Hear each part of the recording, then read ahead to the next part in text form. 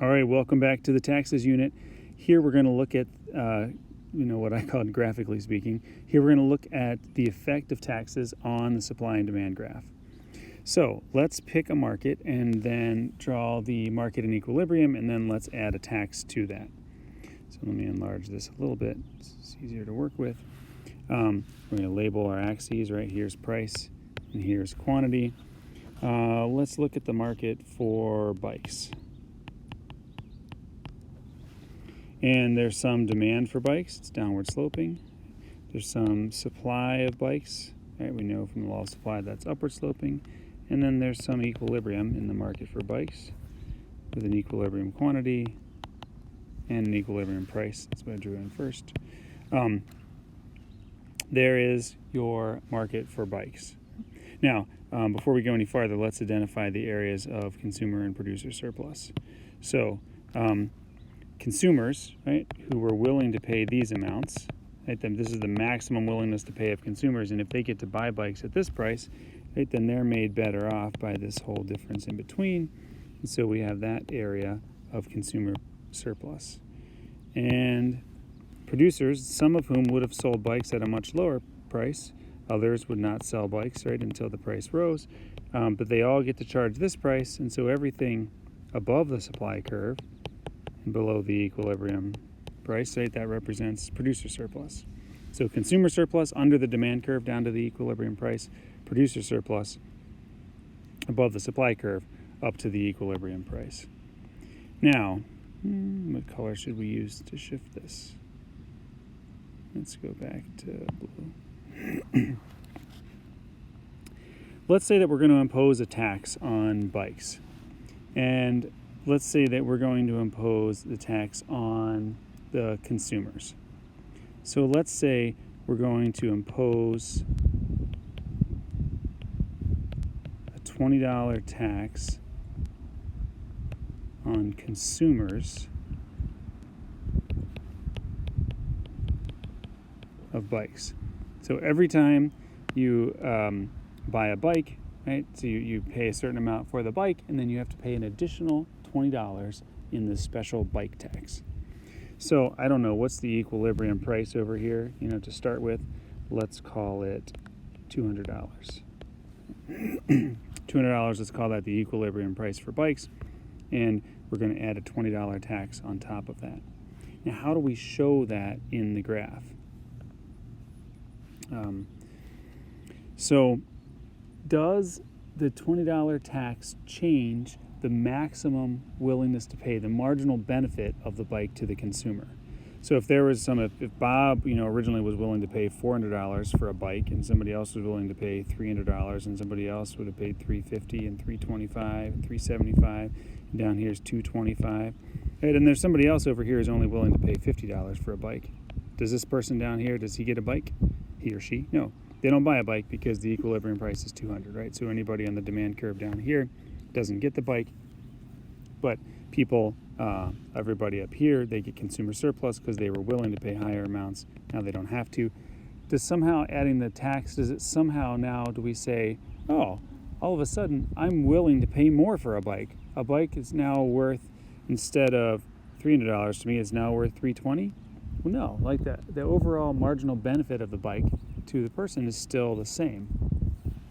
So the way we have to think about this is, if the overall willingness to pay is the same, you have to strip out the value of the tax and see, well, what's the amount you're willing to pay to the bike seller? And then on top of that, you have to pay $20 to the government to get to the same level. So basically, we need to shift the demand curve back, that is to the left, such that the vertical distance is equal to the $20 tax.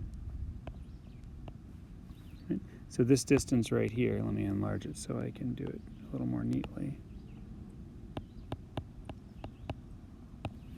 Right, and we're going to call this demand 2. This is with the tax.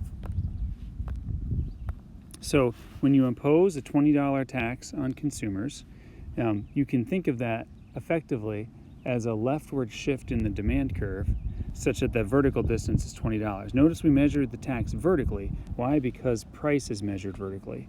Right? Price is on the vertical axis, so price measurements go vertically up and down. we measure the tax vertically. We shift the demand curve to the left such that difference is the $20, so that someone who was willing to pay, let's say this person right here, I'll call this person Betty. If Betty would have valued the bike at $300, if that was the maximum willingness to pay, the maximum benefit to her of the bike, it doesn't magically go up $20. She's still willing to pay $300. The value to her is still $300, but she's only willing to pay $280 to the seller plus $20 in tax to get back up there.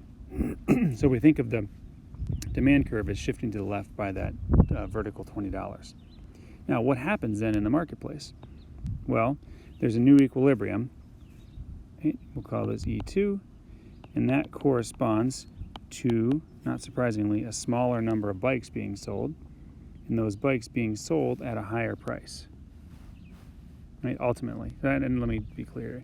The price, it's nice and dark so we can see it. The price that the consumer pays to the producer is this lower, right? That's right here at E2. So we could label this the price that the producer gets is right there. But what does the consumer pay? They pay that price plus $20.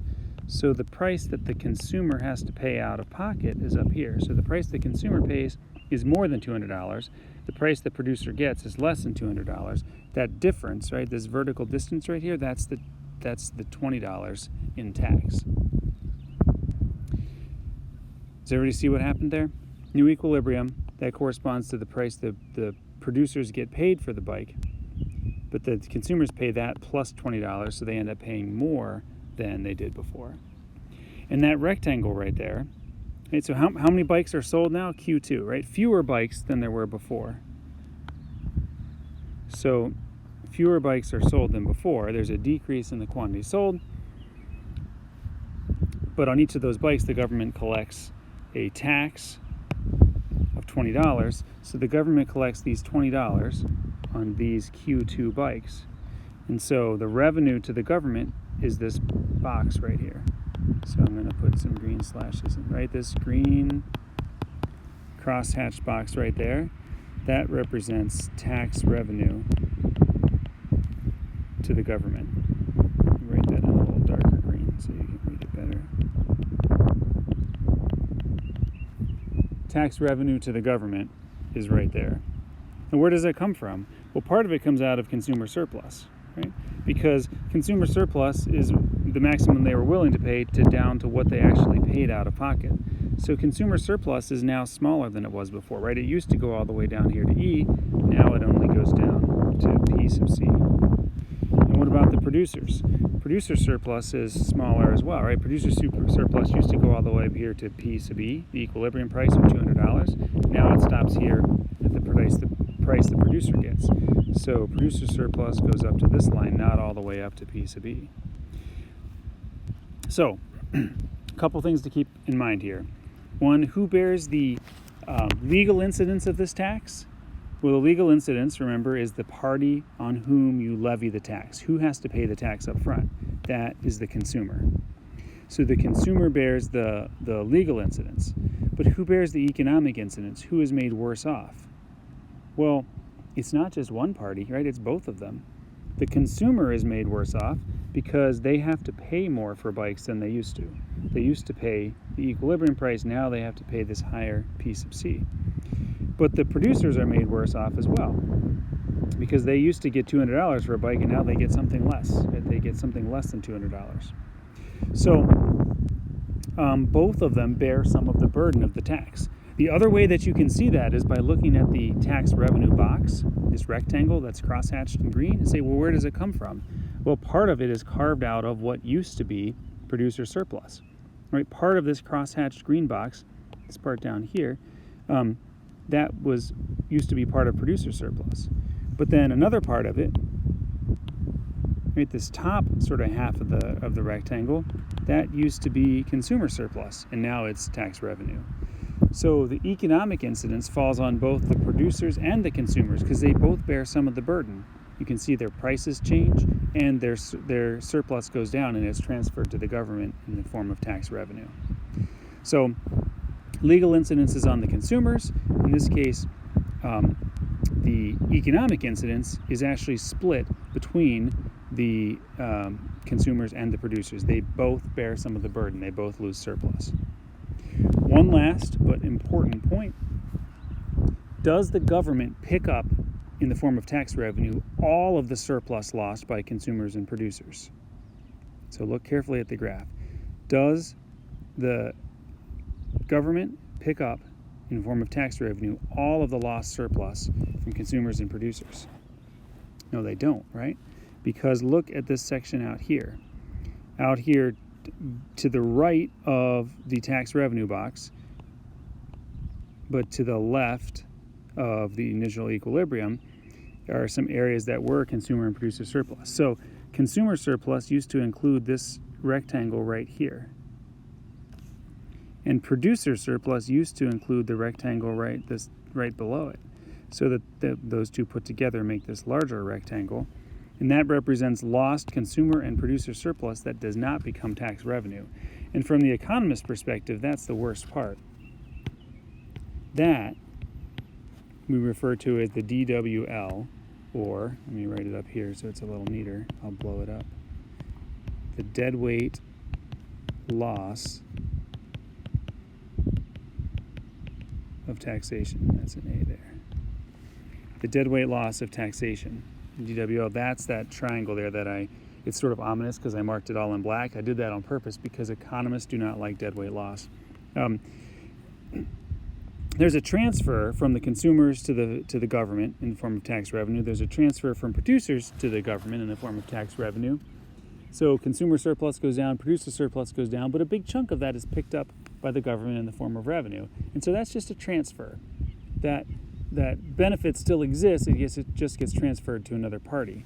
But out here, right, remember that imposing the tax actually discourages the consumption of some bikes. That's this decrease right here from QE to Q2, right? Bike sales go down. And that means that there are efficient bikes, right? Bikes where the benefit to the consumers, let me highlight this somehow so you can see it. The benefit to the consumers, I'm trying to do that in yellow right here, is greater than the opportunity cost to the producers of making them. So it would be efficient to produce these, right? Because the marginal benefit, as read off the demand curve, is greater than the marginal cost, as read off the supply curve. But because we wedged in this tax, and so now we think about operating on D2, right? We've basically wedged this in here.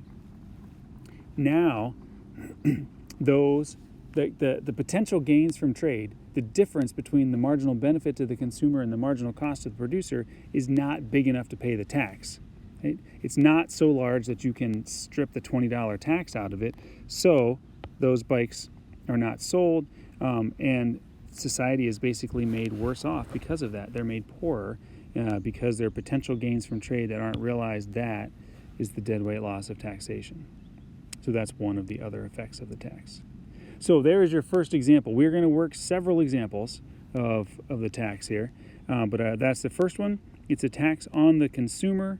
So the legal incidence is on the consumer. Then we looked at the economic incidence, who bears the burden of the tax. In this case, it's split between consumers and producers. And we also identified the area of deadweight loss. All right, that's enough for this one. We'll pick up